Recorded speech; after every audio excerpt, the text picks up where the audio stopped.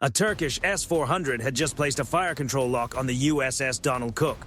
We were trapped in the tightest stretch of the Bosphorus with no room to maneuver. Above us, two Russian Su-35 flankers tore across the sky at around Mach 1.5, their supersonic shockwaves pounding the ship.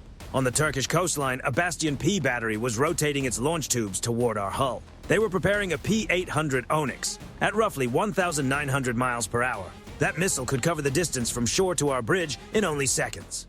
We were pinned down by an ally and a rival at the same moment.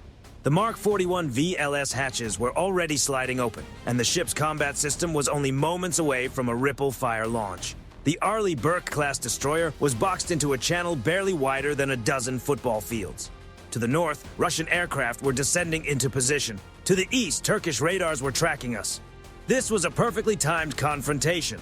One movement on a Turkish firing control, and the USS Donald Cook could have become a multi-billion-dollar loss in the middle of a major shipping route. We had reached the peak of a three-sided standoff, and the first launch was only seconds away. But the USS Donald Cook was not going to sit still and wait.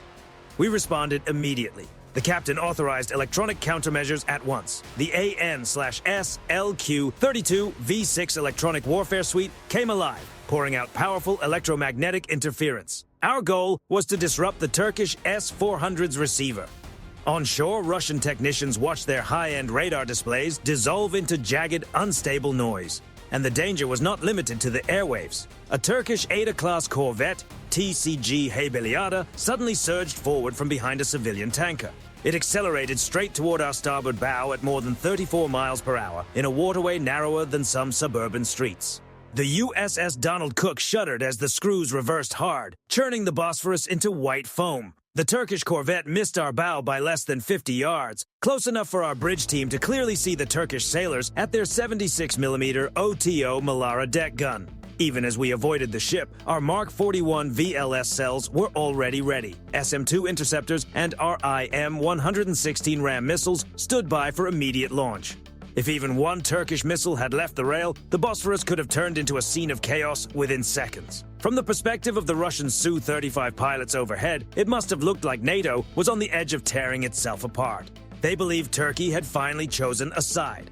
Moscow was convinced Ankara was using the S-400 to collect our Aegis radar signatures and pass that data to Iran, giving them a better chance of tracking our aircraft. That was the justification Putin used to place his technicians inside those Turkish command vans. But Ankara was running a move the Kremlin never anticipated. Turkey was cornered. They had purchased the Russian missile system, been removed from the F-35 program, and were struggling under U.S. sanctions. They needed a path back into Washington's favor, and they needed it quickly. President Erdogan decided to offer exactly that. Access to the heart of the S-400 system. What unfolded in the Bosphorus was not a random confrontation. It was a carefully arranged setup. Turkey deliberately pulled us into a high-intensity radar standoff so we would have a legitimate reason to deploy our most advanced electronic tools. By locking onto the USS Donald Cook, they were opening a digital doorway. They understood that the moment our ship was targeted, our growlers and onboard systems would begin aggressively testing their network. The Russian technicians at their consoles believed they were collecting intelligence on us. In reality, Turkish software had been quietly altered to let us tear into the system and pull out Russian source code.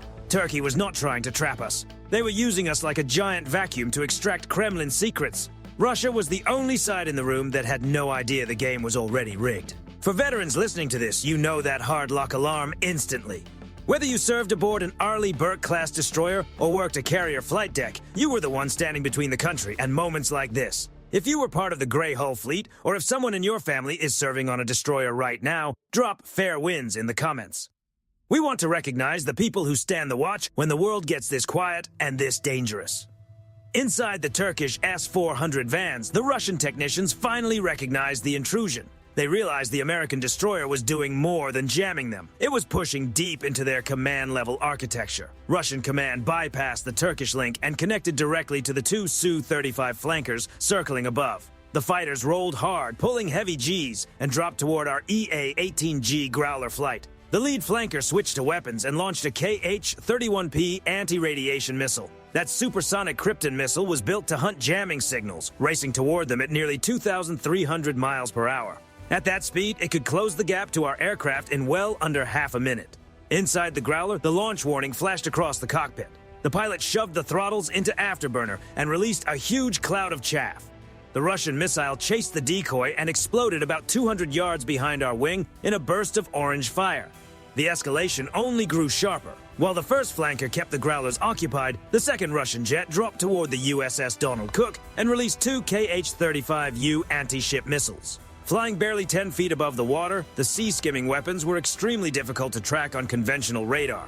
On the bridge of the Donald Cook, the incoming warning shifted into a deep, urgent tone. In milliseconds, the ship's Aegis system calculated the solution. Two RIM-162 evolved Sea Sparrow missiles blasted out of the Mark 41 VLS at nearly Mach 4.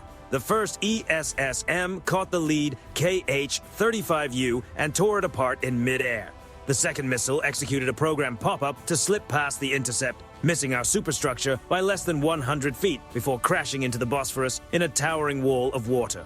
In that moment, a confined waterway had turned into the center of a full-scale crisis. Above us, the EA-18G Growler flight was now fighting to stay alive. One Su-35S closed fast, pushing into cannon range, where jamming mattered less and raw positioning mattered more. Using the power of its engines, the Russian pilot worked into a blind spot in the American sensor picture and prepared an R-73 infrared-guided missile, a seeker designed to lock onto engine heat. But the lead Growler did not break. Instead, it raised its nose, bled speed, and switched the ALQ-218 tactical jamming receivers into a narrow band mode. In a modern fighter, every movement runs through flight computers before the control surfaces respond. By hitting the Su-35S with a tightly focused burst of radio energy on exactly the right frequency, the American jet triggered a brief logic fault in the Russian flight control system. The flanker's elevators twitched and its nose dropped hard toward the water, ruining the pilot's shot. That split second created an opening. The wingman rolled inverted and launched an AIM-120D AMRAAM, a fire-and-forget missile moving at close to 3,000 miles per hour. The Russian pilot wrestled the aircraft back under control, then broke toward the mountains while releasing a stream of magnesium flares. He even pulled a Cobra maneuver, pitching the jet nearly vertical to dump speed in an instant. The AMRAAM missed the cockpit by less than 10 feet and slammed into the Turkish hillside, sending up a massive column of flame, rock, and dust. Now the hunters were being hunted. At the same time, the USS Donald Cook entered the narrowest stretch of the Bosphorus. The Turkish S-400 was still trying to restart, but the Russian technicians were suddenly stuck behind a Turkish firewall that had quietly been left open for our exploit. Then the Growlers and the ship's electronic warfare suite synchronized their transmission. What they pushed across the network was a ghost kernel, self-replicating code disguised as a routine software update from the Russian manufacturer. Inside the S-400 command vans, every screen suddenly went dark. When the displays came back, they were filled with a deep navy blue background, with the white anchor of the US Navy sitting in the center of the Russian interface. The anchor protocol had done more than crash the system. It had taken control of the S-400 search radar and turned it into a beacon, broadcasting its own GPS coordinates over an unencrypted civilian frequency. In effect, the system was announcing to the world that it had been exposed. For the next 15 minutes, Russian assets across the Black Sea were effectively cut off. The Su-35S pilots lost their data links, and their cockpits lit up with cascading system alerts. The Bastion P coastal batteries lost their targeting data. The entire engagement chain had been broken apart. We had taken control of the machine at its core, and while attention was fixed on those frozen blue screens, the real mission started from the deck of the USS Donald Cook, RQ-21. Blackjack reconnaissance drones were launched into the night. Built from lightweight carbon fiber and extremely hard to detect on radar, they skimmed across the Black Sea at wavetop level while the S-400 network remained offline, heading toward a hidden Russian facility in Crimea.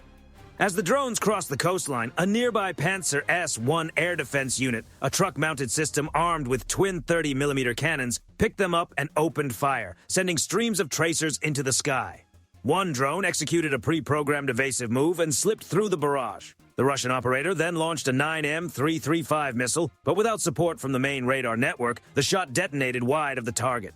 The drones reached the site and their thermal cameras locked onto the loading docks. What they captured was explosive in every sense of the word. Russian personnel loading Fateh 110 ballistic missiles into shipping containers marked with humanitarian aid logos. The cameras also recorded the serial numbers on crates holding 33M2 Zircon hypersonic components. One drone was lost to 30mm fire during the return, but by then, the data had already been transmitted back to the USS Donald Cook. We now had hard proof that Russia was using covert shipments to help turn Iran into a future hypersonic launch platform.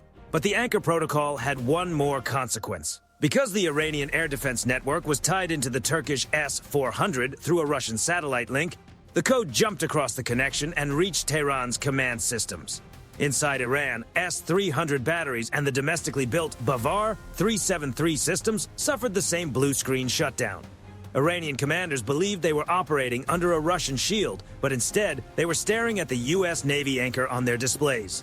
At that exact moment, US F-15 E-Strike Eagles and Israeli F-35 Ayadirs crossed into Iranian airspace at 30,000 feet.